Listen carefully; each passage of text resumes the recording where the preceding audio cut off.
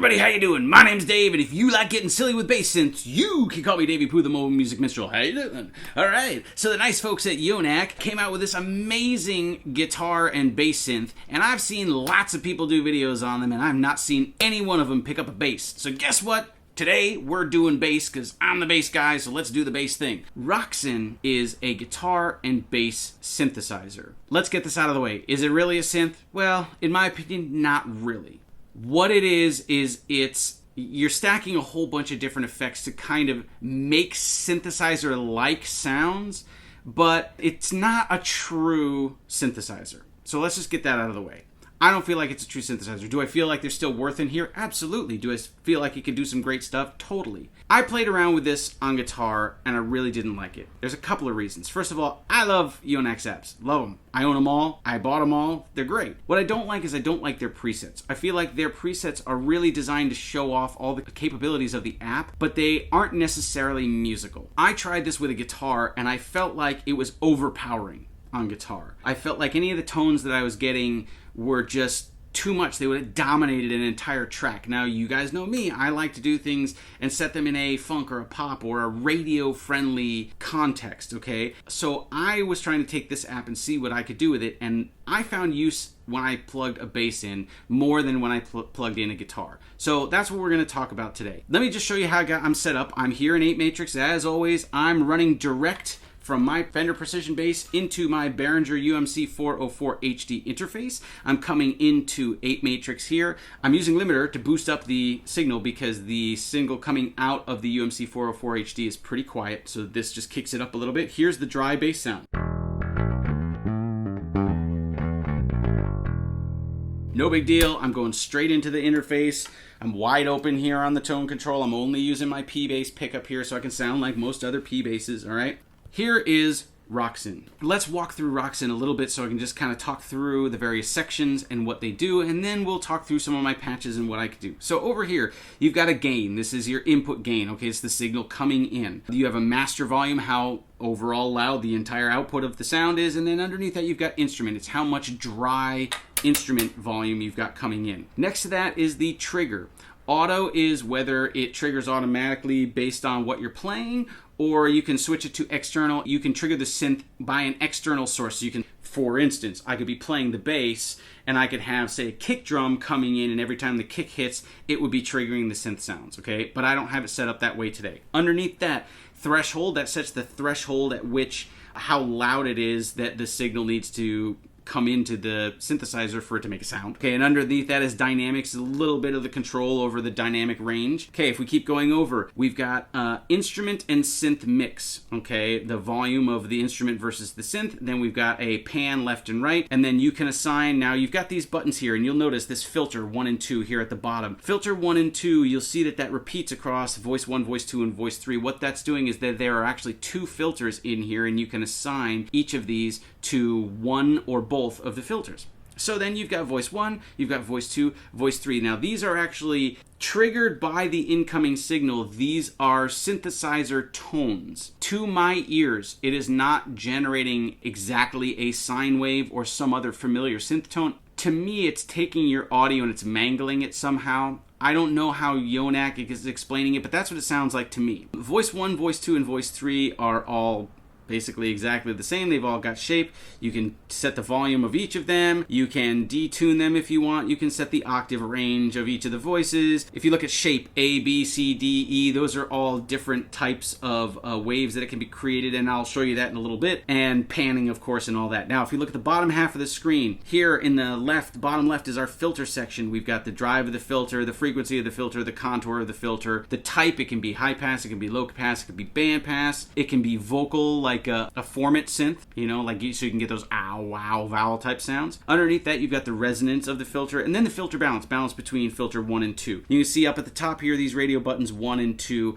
That's so that you can switch between editing filter 1, or I can tap this. Now I'm editing filter 2. And then you've got the A, D, S, R envelope settings on the bottom, okay? Attack, decay. The time of the sustain and the level of sustain are actually independently settable here, and then the release. And you have that for both filters 1 and 2. And then you see right next to that, you've got the amplifier envelope with all the same inputs too, and you can assign filter 1 or filter 2 or both through the amplifier. And then lastly, over here, you've got pink and white noise and the noise volume, and you've got a little oscilloscope here that shows you the incoming and outgoing signals. Going back up to the top, this is just the synth section. We also have a modulation and arpeggiator section. We'll talk about this a little bit. We have effects also, and then preferences. Okay, so let's go back to the synths. Let's listen to what I've been able to come up with here. Okay, most of my bass patches here, I went on the simpler side because I feel like this app can do so much. It can very easily become just overpowering and overbearing, just overpower an entire mix. So I found that you can get some really good rocky, distorted bass tones here, okay?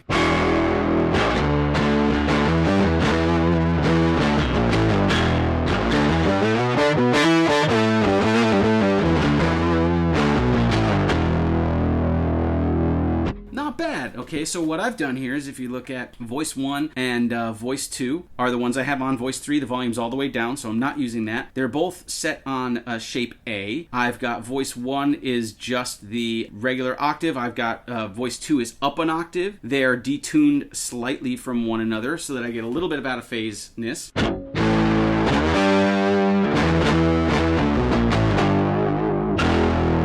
Okay, but it's mostly just sort of a distorted rock sound. Let me go back and initialize a patch here so you can hear what these various voice sounds do. So we're turn down that, we're turn down that. Voice 1, we'll turn this up. It's at 0. So let's go to voice A. I'm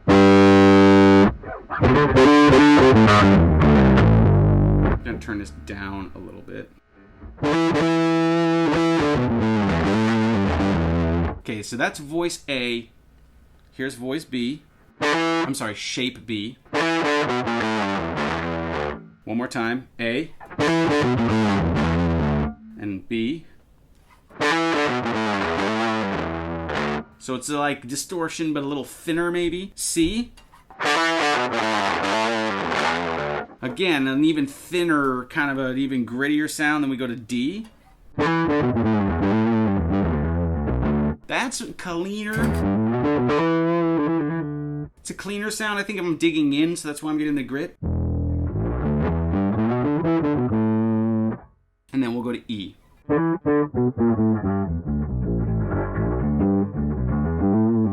So it doesn't sound to me like these are actually generating like synthesizer waves or anything, you know, like a square wave or a sine wave or a triangle wave or any of the things that we're normally familiar with. It sounds like it's slapping some sort of filter on the sound, either adding distortion and dropping out the low end or bringing out the mids. It seems to be doing some sort of mix of EQ and gain and all sorts of things to make these different voices. But you see that there isn't one of them that's solidly clean sound. Each of them has some sort of character to it. So let's go back to some of the presets. So we already did Rocktiv here. This was this one.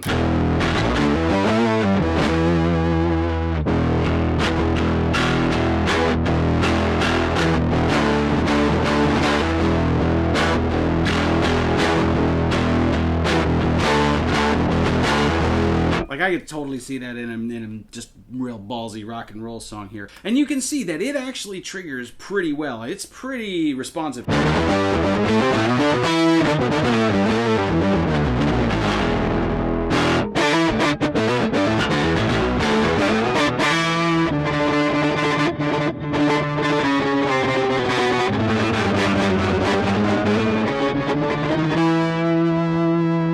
So while the sound itself may not be all that clean, like the tone that I'm choosing is not that clean, it still picks up all of the different notes, even with the fast thumbing and everything. So let's keep going. Let's see what we got. Okay.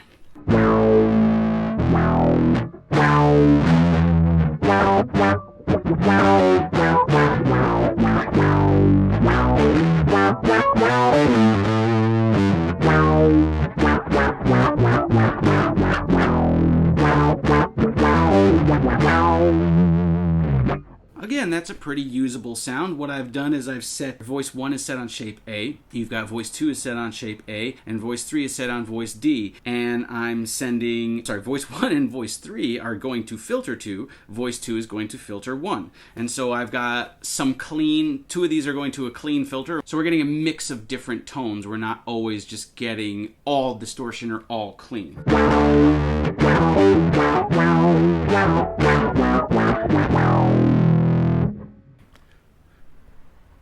Underwater.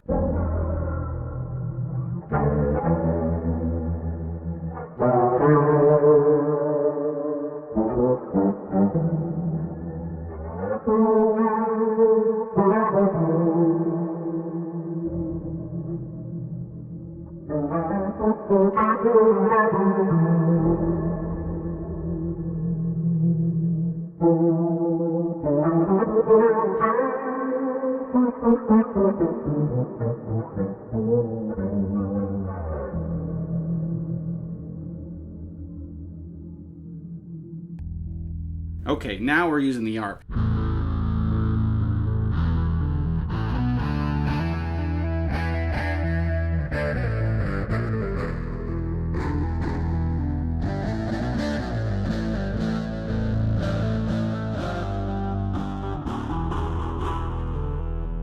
Alright, so let's switch to the second page here. You'll see that I've set up an arpeggiator here that's doing this.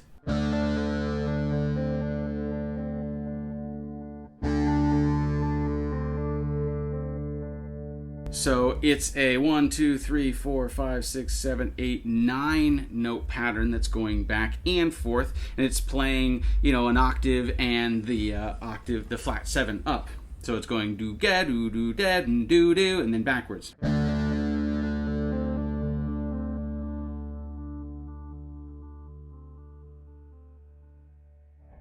But if I just play,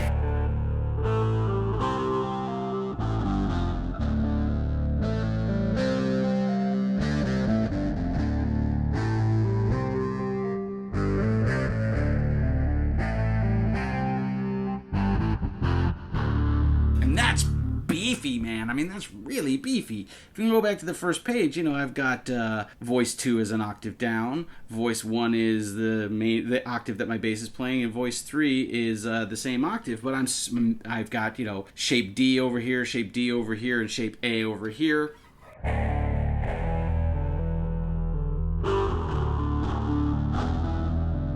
Okay, I could totally see that being used in a song. All right, let's see what else we got here.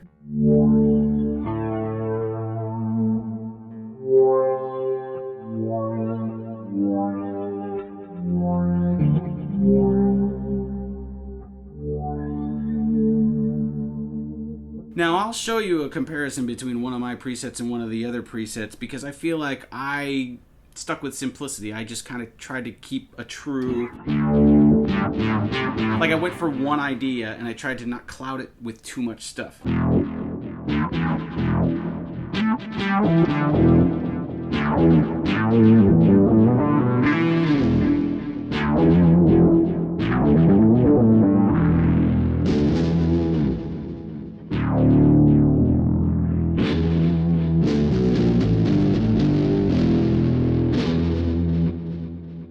I kept coming back to rock and roll sounds. With all of the distorted shapes, that's what I kept hearing in my head.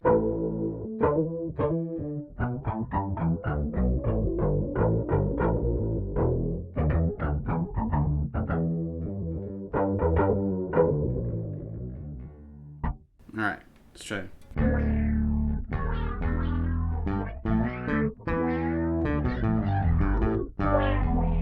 Okay, one of the other things I want to address here is that this is very similar to effects that I tried back in the 90s, like, for instance, the Boss SYB3 bass synth pedal. Okay, that was also, it was a triggered effect, like you would trigger from the envelope of what you were playing. Sometimes you have to adjust the way you play to maximize the effect out of the synth. It doesn't always respond the way that your instrument responds, so you might have to play a little differently. You might have to play harder on the attack. You might have to be more distinct with each individual note.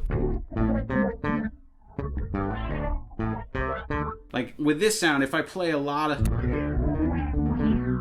Let me see.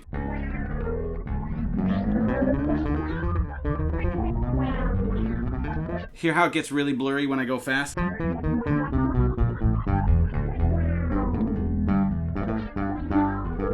But if I am more deliberate and I snap the nose, then I can get it to read a little bit better. So I just have to adjust my playing a little bit to get this thing to really sing.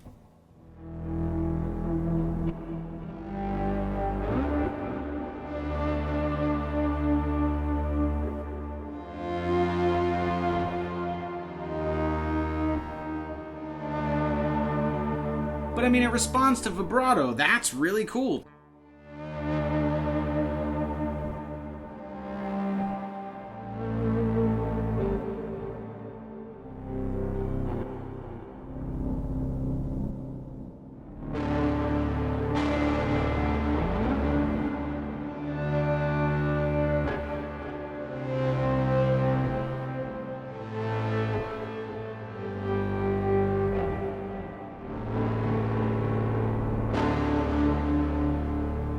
Okay, you can't, for some of these patches, you can't really play chords. They don't really read.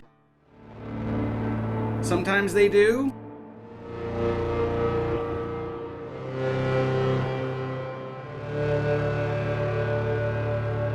But again, you really have to adjust your playing in the interest of what you want to get out of this. Okay, so we'll go through a few more of these.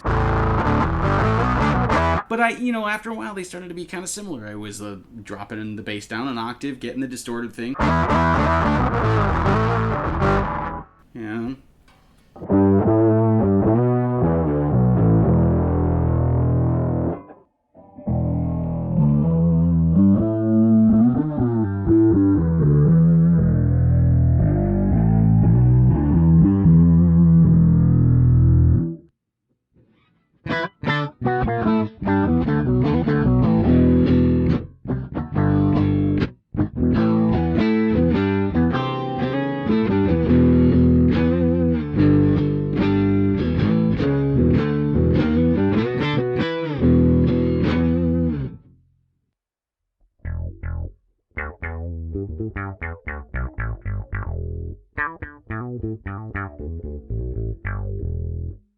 Let's see, what else do I have in here that's weirder? Oh, there you go.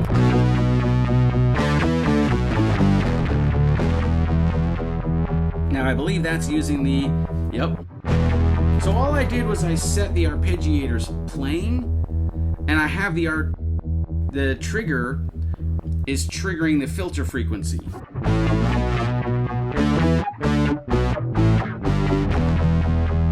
And you can set that in the mod matrix over here. Now, I didn't do too much with that, so I'm not going to dive into how all that works. I mean, it's a modulation matrix. You route things to different places, and they have targets and they have sources. I mean, what else do you need to know? You gotta mess around with it and figure it out, okay? But you can see, I didn't use a lot of the built-in effects. Again, I just felt like layering more and more things could just get to be too much here. Oh, I like this one, the Asgardian cellist.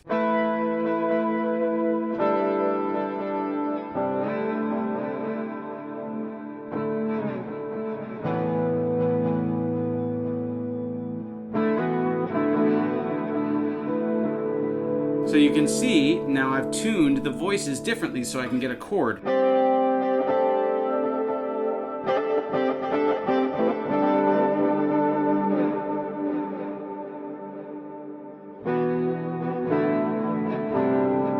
But see, with this, I didn't do much. I added a little bit of delay.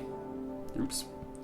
I added a little bit of delay and some reverb and a little bit of chorus, but I didn't touch the filters at all.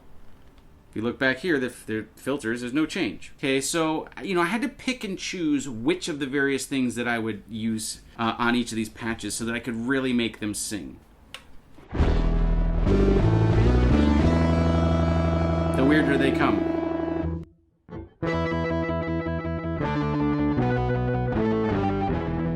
And see, again, I just feel like I start repeating myself after a while. That's not bad, though. That's very, excuse me. That's very Tom Sawyer. Today's Tom Sawyer, he gets high on you. When the space he invades, he gets by on you.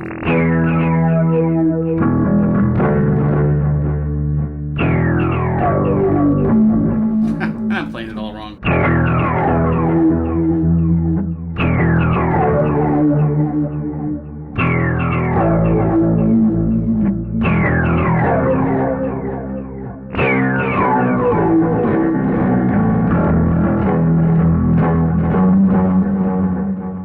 Okay.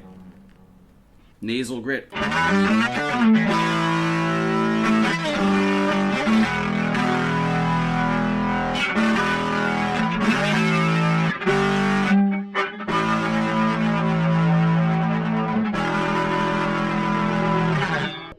The burbler.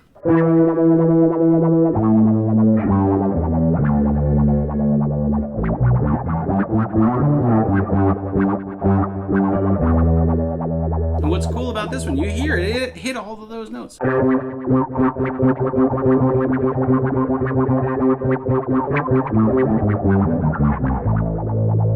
Then lastly,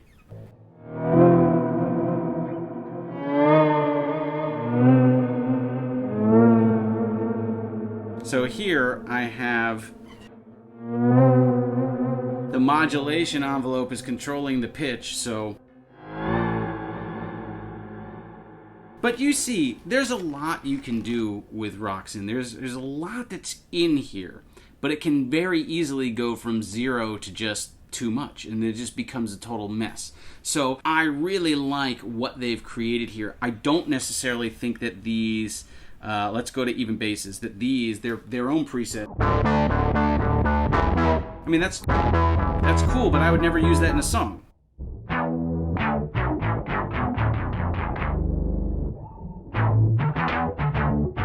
Again, I couldn't.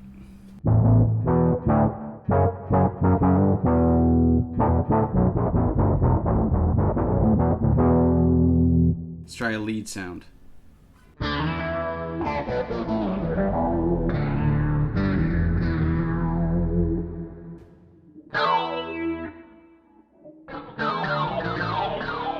Yeah, I gotta say, I don't like the presets. I really like what Roxon is capable of, but I want to see more people push its musicality and not just make it go nuts. It's easy to make it go nuts. It's hard to make it usable in a song. Okay, and to be fair, I found this to be true with like the Boss SYB3 and those other pedals that I've owned in the past were very much the same. It was just so much that it could do. And the other ones, you know, historically didn't trigger very well. I'm really impressed with the response of this, how tactile it is, how quickly it responds to my playing. If I go back to one of my Daveypoo patches here, we'll go back to nasal grit.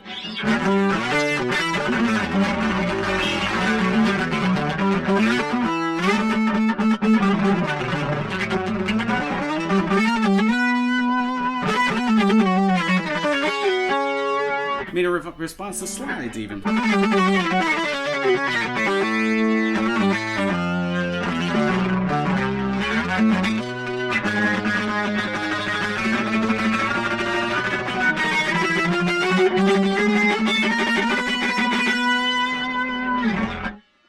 All right. So there's a lot here that can be done with Roxon. I hope you guys liked the video. Please give it a thumbs up. Please subscribe to the channel. Please go check out Yonac. They've got amazing apps. There's so much there that is so useful. This is just one more awesome tool. Hey, thanks all the people at Yonac for giving me a shot at playing with this. Yonac team, I'm sorry that this video took me so long to get to you. But, you know, life and family and all sorts of stuff got in the way, and I really wanted to create some patches so that I could really show some other side of this app. So thank you for bearing with me for me getting this video out and taking so long. But thanks everybody. I hope you liked it. If you liked this video, you know, and you want to have more stuff like this, please go down and comment in the comments below. And I'm sorry if I kind of wandered all over the place, but you know, it's been that kind of a day today. And I will see you guys next time, baby. Rock on, Roxon.